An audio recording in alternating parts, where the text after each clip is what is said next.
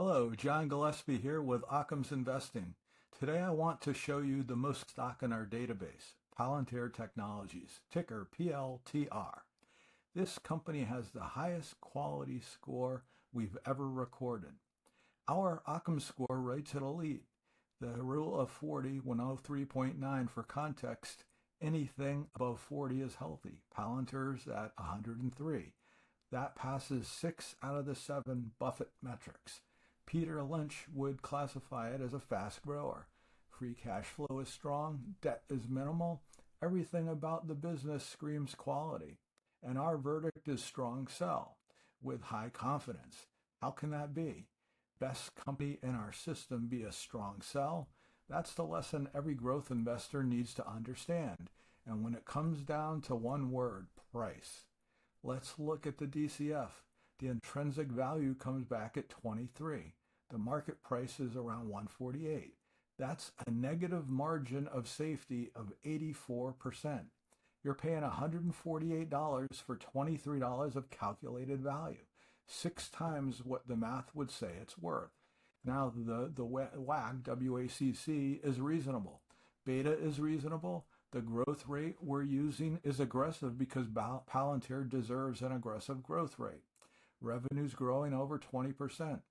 This isn't a case where we're penalizing the company with conservative assumptions. Even with generous assumptions, the DCF can't get anywhere near 148.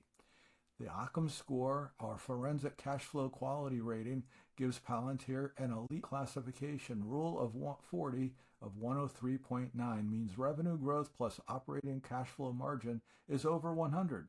That's exceptional. Only a handful of companies in our database achieve that. That is the conflict that trips up so many investors, confusing a great company with a great investment. Palantir is a great company. It has a wide moat in government data analytics. Its commercial software business is growing rapidly. It generates real cash. It has almost no debt.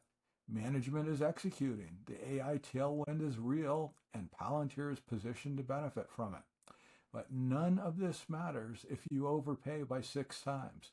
Warren Buffett said it best. Price is what you pay. Value is what you get. At 148, you're paying for perfection squared. Not just perfection, but perfection compounded for a decade with 0 missteps. 1 bad quarter, 1 contract loss, 1 AI competitor that eats into their market share, and the stock doesn't drop 10%, it drops 40%. Let's look at the Buffett valuation metrics. 6 out of the 7 metrics pass. That's strong. Gross margin well above 40%. It's a pass. That's a mode indicator. Palantir has pricing power. The SG&A margin is under control. That's a pass. They're not burning cash on overhead. Their interest margin is minimal because they have almost no debt. CapEx margin is low. It's a pass. It's a software company. It's not capital intensive. Cash versus debt. Cash far exceeds debt. Pass. It's got a fortress balance sheet. Growth is rising. Earnings per share is a pass. The compounding engine called Palantir is intact. The one miss, net margin, it is below 20%. And that tells you something. Even with 100 plus rule of 40 and elite cash flow, the company isn't converting profits to the bottom line efficiently. As Buffett would require, they're spending heavily on growth. That's a choice, and it's probably the right choice at this stage, but it means the net margin isn't there yet, and Buffett would say close, but not clean. Come back when the margin matures. Peter Lynch would classify Palantir as a fast grower, high risk, high return potential, revenue growth above 15%. This is the category where Lynch found his biggest winners. But he also warned fast growers are the most dangerous category to overpay. For Lynch's rule was simple. The PE ratio should never exceed the growth rate. A company growing at 20% should trade 20 times earnings, not 200 times earnings. Palantir's valuation is completely detached from this discipline. Our Lynch-based kill signal for the fast growers Is gross margin drops below 40% of CapEx, exceeds 25% of revenue, the moat is eroding. Palantir passes both, the moat is intact. But the moat being intact doesn't justify just any price. It justifies a premium. It doesn't justify 6 times.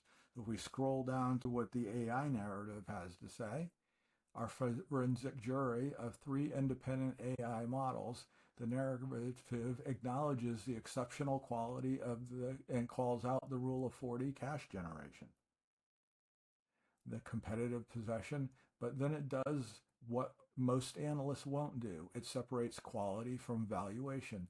The forensic indicators confirm that genuinely high-quality businesses with sustainable competitive advantage. However, it doesn't justify paying 6 times earnings and expecting perfection. So I really like these reviews the way they come out, because it explains the forensic versus the DCF, and it talks to you about the signal conflict resolution. If all of our forensic jurors, all of our AI interpreters agree, then we have a case where forensic quality metrics are screaming elite, company value metrics are screaming insane price. So we trust both the signals. They're not contradicting each other about the business quality, but the valuation is excessive. Palantir is an elite operator that has gotten way ahead of itself in terms of price. The Occam forensics confirmed that this is a high quality business worth owning. It's just not worth 6.4 times its price. The 44.8% terminal value, it suggests that the DCF isn't overly dependent on distant projections, yet even with aggressive near-term assumptions, the math doesn't work at the current price. And then we give you our bull case and the bear case. And basically, so strong fundamentals and upgrades support the upside, but conflicting targets and technicals warrant caution. I mean, I personally own Palantir. I bought it a couple years ago at $9 a share. I feel pretty good about the company. AI is here to stay. And if you're an owner of Palantir, like was said a little bit earlier, you're not in a position where you want to be paying the current price. Sit back and wait. Keep it on your watch list. The market may give you a present at some point, and you can buy then when it pulls back. So if you're enjoying these types of reviews, like and subscribe, join our community, and participate in the discussions that we have on a regular basis. We're doing one or more of these a week, and I hope to see you back.